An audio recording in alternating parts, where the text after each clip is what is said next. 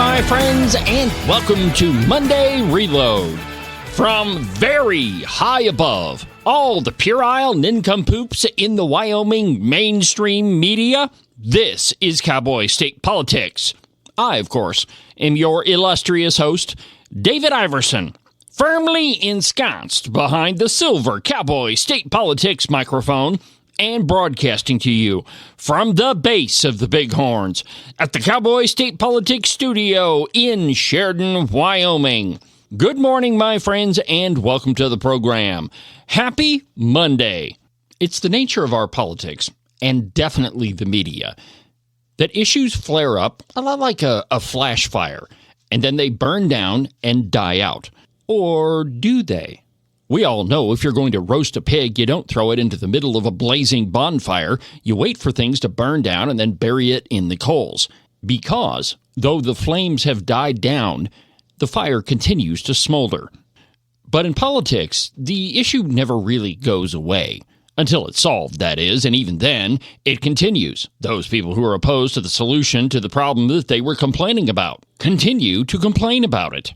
Take, for example, all of this woke DEI crap that we've been dealing with over the past 5 years. Proponents of this idiotic scheme tried to convince us all that discriminating against a group of people somehow fixes the alleged discrimination of an entirely different group of people.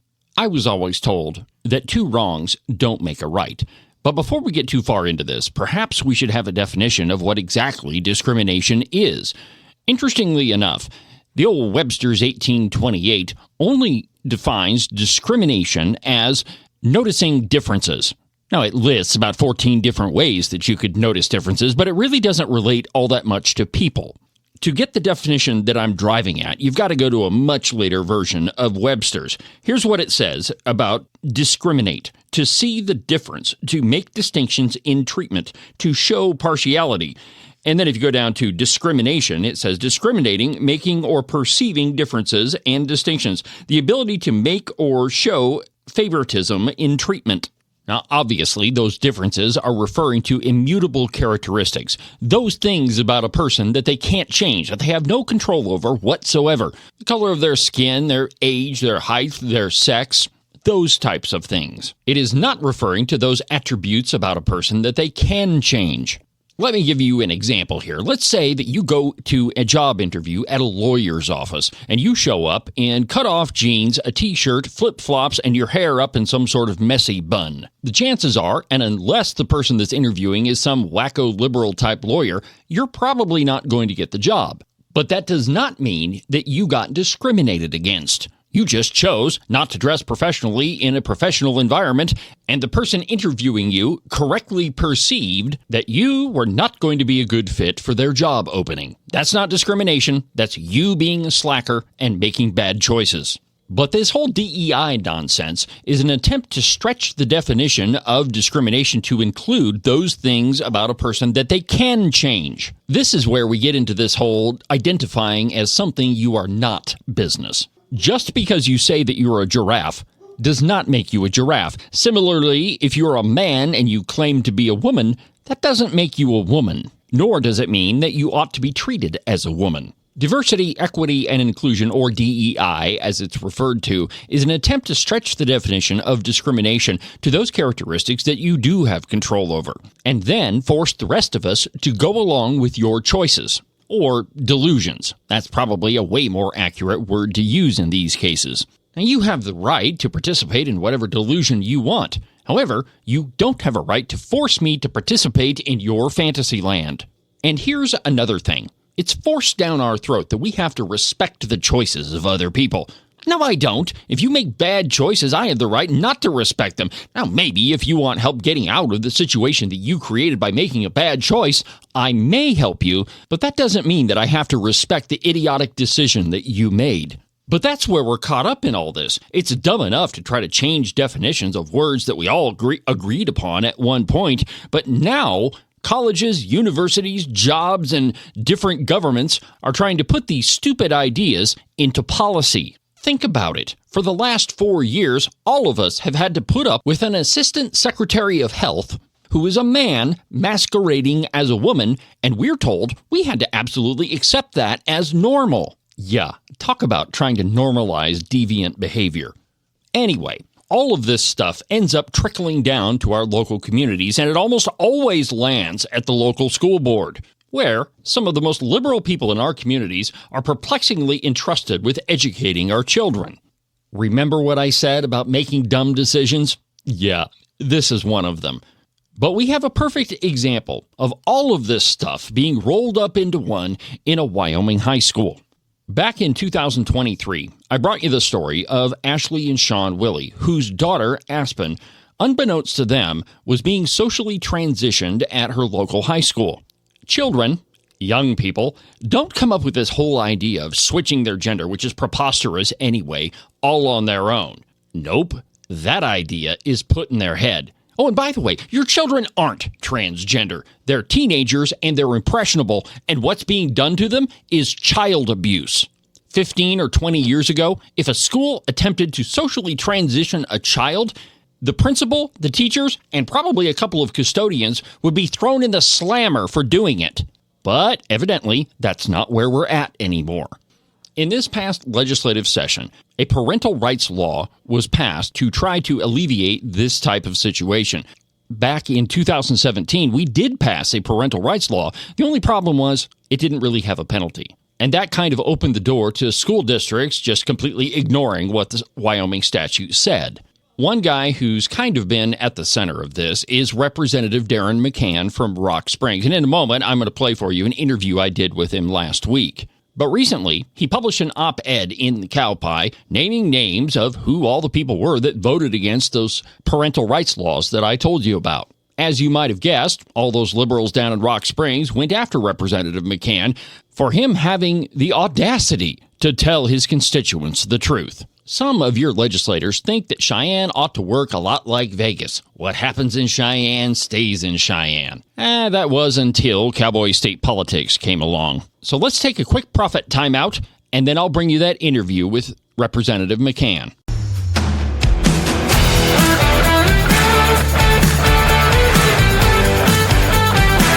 You've probably heard that in the summer, you don't wear wool socks. That's a bunch of nonsense. A pair of socks from the Buffalo Wool Company will keep your feet cool and dry on the hottest of summer days. To get you a pair, go to their website, thebuffalowoolco.com. Trust me, you're not going to be disappointed. When things are going good, we have a tendency to forget about when they weren't going so good. Like when your boat was full of snow or your four-wheeler had a giant snowdrift sitting on top of it. Right now, you're off playing with all those fun summertime things, and snow is the least of your concerns. But I promise you, my friends, in a couple of months, that white stuff is going to be foremost on your mind. Now, what you should do first is call Nick and Jesse at Morton Buildings. They are the experts in metal building construction. They've been doing it longer than anybody else around, and they definitely do a much better job. So here's their phone number, 307-674-2532. You can check them out on their website, mortonbuildings.com. But don't let your fun toys be covered up in snow. Call Nick and Jesse today. Again, their phone number is 307-674-2532. Some say standing up for what you believe in is being extreme. Ask any woman in Wyoming. They'll tell you this is called courage. The mainstream media claims that holding the line on important issues is being unreasonable. My mom taught me this is called staying true to our principles. In other places, people argue you always have to compromise to get something done. Here in Wyoming, we know that some things are worth protecting at all costs. Some say it's time we give up on the values that made our state great to accommodate toxic culture. I say it's time to stand tall and protect the values that have served Wyoming well for over 134 years. Join Honor Wyoming as we defend and preserve the Wyoming way of life.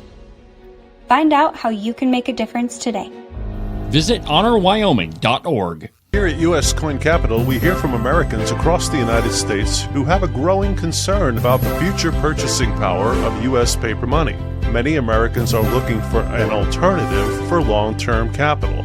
For more than 35 years, the people at U.S. Coin Capital have educated American investors on how to properly accumulate United States gold and silver coins. Call us at 1-800-878-2646 or visit us on the web, uscoincapital.com.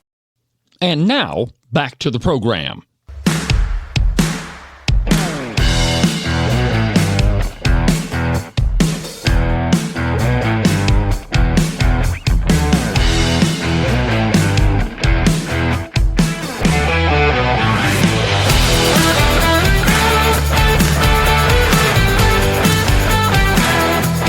Welcome back to the program. As I mentioned before the break, Representative Darin McCann published an op-ed critical of all those people who voted against critical parental rights legislation that perhaps would have prevented the situation that Ashley and Sean Willie now find themselves in. Well, after Representative McCann published his op-ed, it kind of turned into an editorial slapfest, with Cody Wiley, what a dope, publishing a response. Well, anyway, I thought we'd have Representative McCann on to hear it from his mouth. Here's my interview. Joining me on the program is Darin McCann, Representative Darin McCann. Welcome back to the show, Darin. Thank you. Thanks for having me. Of course. It's been a few minutes since, or a few days, lots of days since you've been on the show. So why don't you just take a minute or two and tell my listeners about yourself? I'm Darin McCann. I'm representative for House District 48 here in North Rock Springs. I'm in my first legislative session. One of the reasons I wanted to have you on the show is there seems to be a little bit of back and forth about a couple of positions that you've taken on different bills. Honestly, it seems like it's just kind of a tit-for-tat thing. So I guess first thing, why don't you just tell me what's been going on in your neck of the woods, and then we'll just kind of go from there. Okay, well, what started this whole thing, what prompted my op-ed, if you want to call it that, was this issue with the Wiley family about the school district not notifying the parents that their child was wanting to be called they, them, he, the opposite of the pronouns. Yeah, her name was Aspen. And her mom was a teacher in the school district, so that was a little shocking that they would try and hide that. I wrote an op-ed about it. I did bring into the previous sessions representatives for this area, and mainly just to bring out the voting record. My article, I felt, was more about accountability. Too many times, elected people, legislators, myself included, we hide behind these monikers, the legislature, the committee, the government, the corporation, the board, and, they say the board decided this. Well, behind that name, the board, there's people making decisions. And I really think that gets lost. So that was the intent of my article, was just to bring accountability to everybody, including myself. So, and it kind of blew up. One of the big reasons I started Cowboy State Politics is to do the very thing that you mentioned, is to point out what the truth is and to name names and to say, look, it's the decisions of these people that this bill got passed or didn't pass, as the case may be. Now, the issue you're talking about is just definitely all the way around. It's an issue of parental rights. And I guess my first question would be, you guys had a bill in this past legislative session, and there was another attempt in 2023. Can you just give me the bill history surrounding this whole thing so my listeners can get an idea of the different pieces of legislation we're talking about? Sure. There was actually two bills in 2023, Senate file, 117, I believe it was, and then House Bill 92. House Bill 92, which was sponsored by Mr. Stith, was killed in committee. Okay. It's been accused of the Freedom Caucus killing it, despite the fact that there were 4 Wyoming caucus members on that committee, and why didn't they move it? So I did. Well, it's deflected blame is what that is. So, and then there was actually a better bill, the Senate File 117, that got passed in the Senate and was being held by the then House Speaker Albert Summers. There you go, Albert Summers. And so Jeanette Ward put a motion on the floor to pull that out of the drawer, and it was defeated. And I made a point that the 4, well, it was the 3, but it was actually the 4 Sweetwater County representatives at that time all voted against bringing that out. And that bill very well could have kept the Wiley family from having to go through the nonsense that they went through. Yeah, and they're still going through it. I mean, just recently the judge threw that out of court. And by the way, have you heard? I mean, are they going to appeal that decision, or I mean, what's going on there? I believe so. I believe so. I don't know exactly what they're doing, but I do know some things have come out. I'm not sure they want me to repeat those, so I'm not going to say so. But it's worse than it has been portrayed. Well, and actually, I interviewed the family, Ashley and Sean Willie, back in 2023. And if my listeners and viewers want to go to that interview and listen to it, just go to my podcast and you can search for I think Ashley and Sean Willie, and on the website cowboystatepolitics.com you should still be able to scroll through. You'll have to go way back and find it, but you can listen to it, and they go into pretty great detail of what happened, that led the events that led up to their lawsuit. And you know, the folks that I have told that story to are shocked that that lawsuit got thrown out. But I think that it's just another example of judges just saying you don't have standing, so they don't have to deal with it. Where we left off is in 2023, those bills died. And wasn't there another attempt this past legislative session to deal with that? I mean, not with the lawsuit, but to deal with a similar situation? We did pass a parental rights bill. It's better than nothing, but it still needs some work, especially, some sort of remedy. We definitely need to add that to that. There was actually some bills in 2024 that were passed, but again, no remedy was put in there. And I firmly believe that, the government, no matter what you're talking about, what department of pick your flavor, they're not going to police themselves. They've just proven that they won't. And the current bills have passed. The schools are already trying to bypass them and come up with I forget what they call them, but their procedures for dealing with things. But they're essentially looking to bypass. So for someone to sit there and say it's not happening in our schools, I'm afraid to say it is happening in our schools. Oh, absolutely it is. But I think that you make an incredible point that the legislature passes laws, and it should be no question, right? Law says you cannot do X, Y, and Z. And then you have different boards, school boards, whatever. They say, well, we're going to craft a policy and try to get around it. A current example of that is House Bill 172, the repeal of gun-free zones. Now, there's not a lot that the school district can do to prevent firearms in the school, but what they can do is make it extraordinarily difficult for people who work in the school to carry their firearm. And so what we're seeing now is school boards across the state craft policies that are very, very restrictive, that require ridiculous amounts of training in order to be able to carry a firearm, like 16 hours of live fire training. I mean, Darin, you were in the military. You can tell me how long is 16 solid hours of live fire training? That's quite a bit. If you try and do it all in one shot, for sure, you're definitely going to get fatigued.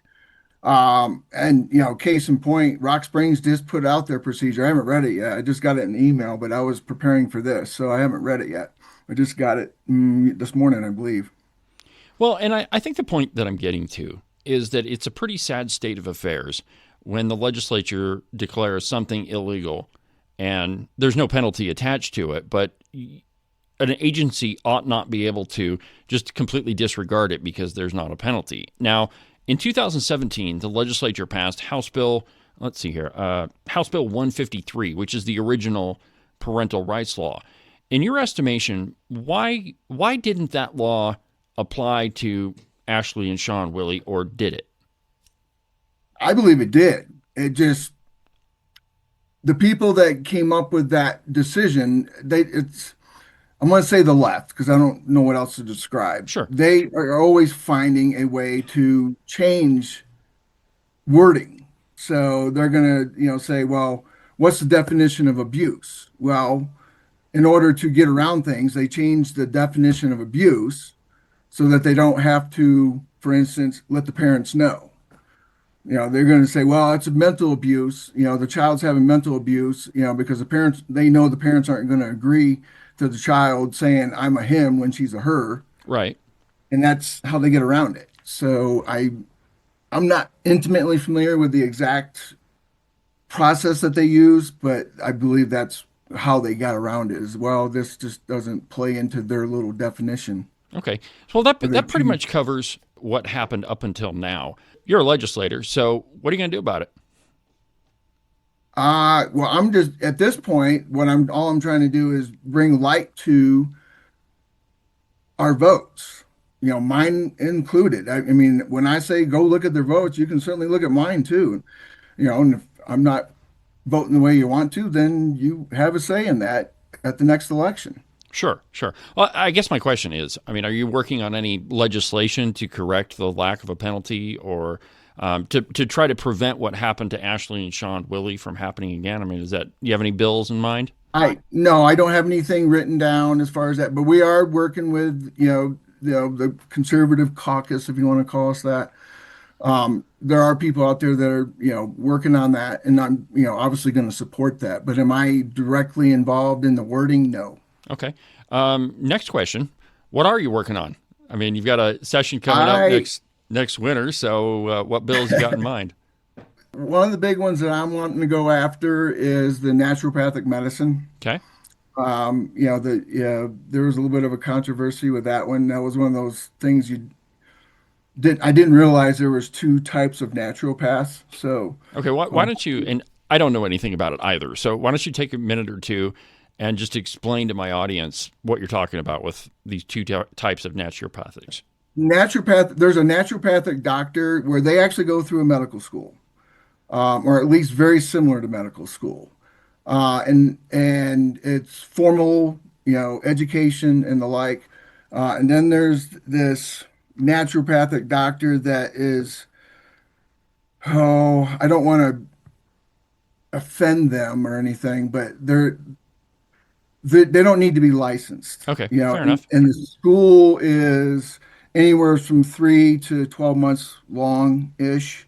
And it's holistic medicine, wilderness, what I would define as wilderness medicine, herbs, spices, that type of stuff. And the big beef was the second naturopathic doctors, they don't have to have licensure and they don't want licensure. And I don't want to force licensure on them. The naturopaths that are, what I would say along the lines of a DO or an MD are very close to that, if not the same, other than they're they work with the herbs and spices and all that, but they are able to prescribe as well. They actually kind of need the licensure. So that's the difference. And there was a big hoopla from the group that doesn't want the licensure, because they were afraid that they were going to get lumped into it. So, and I certainly understand that, but that's one of the main ones I want to work on, because I think, the naturopaths are going to end up in the smaller communities. So that's exactly what we need. So Darin, I think it would be helpful for you to explain to our audience why you're qualified to speak about this. They don't know what you do for a living or that. So please bring them up to speed there, if you would. I am a physician's assistant by trade. I've been doing it for 25 years. Prior to that, I was a special forces medic. So yeah, I have some expertise in the So field. You're a nurse. Close enough. You can call me a nurse. That's okay. Fair enough. All right. All right. So what exactly would your bill do? Was it just the licensure, or I mean, Correct. were there some other particulars to it? It's mainly the licensure. Okay. I mean, obviously there's going to have to be a board and all that, and that's also got to be worked out. And I mean, it's all on paper. It's just got to be processed through to help protect the naturopaths that don't want to be involved in it. You know, the lovely Christine she and I have this conversation a lot because she's a hairstylist, and in some ways she's definitely in favor of licensing cosmetologists, but even she would admit that there are some things in, I guess you would call it the aesthetics type of occupation that you don't really need licensure for. So one example you guys dealt with in the past session was a bill that you don't have to have a license if you're going to braid somebody's hair. I mean, a lot of times there's some ridiculous laws that we already have that we can do away with. Correct. I was actually on that committee and was very happy to vote against that. You made a lot of hairstylists kind of happy. I mean, you're right. Some things are absolutely ridiculous. There's part of me that would probably argue against cosmetology, but I don't know that much about it. But I was schooled on it a little bit as far as the chemicals and stuff. Okay, well, you need to know what chemicals are possibly burn people. So, all right, I guess I'm okay with that. Yeah. But generally speaking, I'm against licensure. Generally speaking, I mean, I realize there's places for it, just to make sure someone's capable of doing what they say they can do. So let's take this back. I want to take this back to where we started our discussion. There are some things that we want to regulate as little as possible. We're as conservatives, we're not really in favor of regulation, or at least I'm not. I think you should let, to the greatest degree possible, the free market pretty much run itself. But there are some aspects of our society that do need to be a little bit regulated. In education, which is where we started the show, is we want local school districts to be able to manage their school in the way that best suits their community. But I guess the question I have for you is, do you think it's a problem, and what is the problem statewide, that local school districts are kind of taking advantage of this whole local control thing? It's one thing to have a problem just down in Rock Springs, but it's another entirely if it's statewide. So I guess first, what do you see the main problem as there legislatively, and second, what do you do with it? With local control comes local responsibility. So if they're not being responsible with the power or the responsibility that they've been given, then someone needs to step in. And if they want the legislatures to stay out of it, then govern responsibly. But when you see this movement across the state against the gun law or against the parental rights thing or against DEI, which we're seeing that all across the state, that's not local. That's, whatever union, association, whatever you want to call it. So that flies in the face of local control as far as I'm concerned. By them getting together and then doing this statewide thing, well, they've kind of opened themselves up to statewide control. Fair enough. All right. So I know you said that there's some other folks that are working on this issue. Do you know the particulars? I mean, is there a bill that's already been drafted, or do you know exactly what they're planning on doing to correct this? It's kind of a semantics thing. Instead of a, what's the word? Yeah, instead of may, use shall, as opposed, that's from the little bit from what I've gathered, we've got to change some wording from, well, the school board may do this to the school board shall do this. Fair enough. I think that's a problem in a lot of our laws that we've passed. They say that the school board may, or this group may, and really what it needs to be is shall. Yeah, I think that's where we made our mistake in that particular bill. It's just a function of going in there, changing the semantics. And I think any bill like that absolutely needs a remedy, because I mean they've already proven in these few short months since session has been out that they're going to and run it, which is what they do. That's perfect lead into what I wanted to say. You know, we passed the ESA thing, and we passed the homeschool rights bill so that the homeschoolers don't have to notify a school that they're not going to bring their kids there unless they've been enrolled. And there are several school districts around the state that have sent out letters telling homeschool parents that they still have to comply. And so it is difficult to understand why school boards are so resistant to what the legislature does, whether it be with gun-free zones, whether it be with notification of parents. It's just really troublesome. All right, so I've got two legislators with me, and let me just kind of ask you both sort of an obtuse question.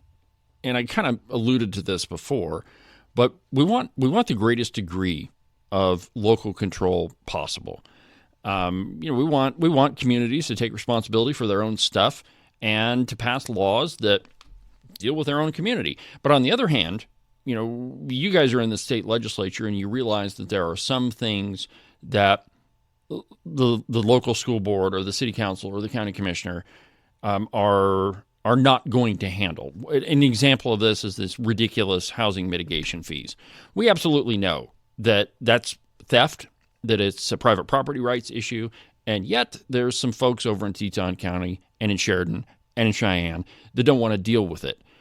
For example, to put a sign on my wife's salon, I now have to pay another construction fee to the city. I mean, it's not very much, but still, it's still my money, and it's still just a stupid sign. So my question for the two of you is, where's the line between local control and you guys stepping in and fixing a problem? I mean, the line has to be there somewhere, so where is it? So, Darin, I'll go to you first, and then we'll let Agent 29 step in. My first response to that is, okay, who came up with that idea? And their name needs to be put out. Because I think most everybody in their right mind can recognize that's absolutely ridiculous. So whoever came up with that idea, that needs to be public knowledge. And I think if we kind of do that, that kind of nonsense will stop. Ken, what do you think? I think we need to bear in mind that in the example of the states are, in their relationship to the federal government, the states built the federal government. The states came first. And so we have a certain, we have the 10th Amendment rights. We have those. In this case, the state is over the cities and counties. It came first and has a certain preeminence. And we want to allow people to do things locally insofar as they preserve the Constitution. So take the red flag laws or the gun-free zones. They begin to trample these lower bodies, begin to trample the rights of the people. And that's where the state needs to step in, and that's why we have the preemption laws in certain things. So a lot of it is when a community begins to violate the Constitution, then we need to step in. Fair enough. No, I think that's a fair estimation. I think that's an example of one of those. The committee came up with this idea. Because I doubt it was one single person. Well, the city council came up with this idea and voted on it. Well, okay, those votes need to be put out. Exactly. And who voted for what? So I think, if people had to attach their name to that, they'd be a lot less likely to come up with ridiculous laws. Because we all know that's about control, about money, and ego. That's all that is. That's not about safety or any of that crazy nonsense. So, no, I completely agree with you both. Well, Darin, I appreciate you taking the time to sit down with us and kind of talk this over. If people want to get a hold of you, how do they do that? The number on the legislative website, that's my cell phone number. Leave a message. I get so many robocalls. I don't answer the phone if it's not recognized. But I'm pretty good about getting back with people. And then, the web email is correct as well. Okay. Well, Darin, thank you very much for visiting with me, and have a good weekend. Thank you. I appreciate it. That'll do it for today's installment of Monday Reload. Have a great week, and we'll talk again on Wednesday. Now make sure that you subscribe and follow the program. That way you can be notified every single time there's a brand new episode of Cowboy State Politics. Oh, and do me a favor. Every time you listen to an episode, make sure that you leave me a review. It helps keep the show up in all that algorithm stuff. But for now, from the base of the Bighorns at the Cowboy State Politics studio, I'm David Iverson, and this is the one and only Cowboy State Politics.